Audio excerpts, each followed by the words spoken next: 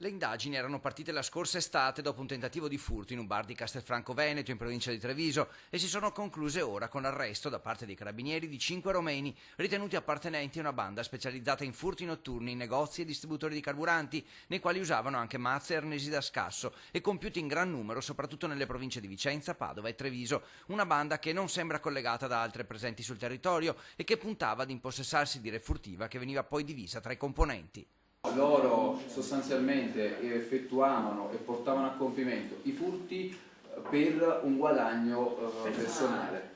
L'operazione si è conclusa all'aeroporto di Treviso, dove i 5 sono stati fermati appena sbarcati da un aereo proveniente da Londra. Per mesi i militari di Bassano, Treviso e Cittadella hanno monitorato di giorno e di notte i loro spostamenti. Nel giugno del 2014 a Castelfranco 2 membri della banda erano stati arrestati in flagranza e un altro era stato denunciato. Nei mesi successivi i militari hanno ricostruito e individuato uno a uno tutti i presunti appartenenti al sodalizio criminale, residenti tra i comuni di Tezze sul Brenta, in provincia di Vicenza, e Cittadella, nel Padovano. I 5, ora detenuti a Vicenza, dovranno rispondere in concorso di furto pluriaggravato. Per eseguire le ordinanze di custodia cautelare emesse dal GIP del Tribunale di Vicenza sono stati impiegati 40 militari, in manette 2 fratelli romeni di 47 e 45 anni e 3 loro connazionali di 38, 49 e 28 anni.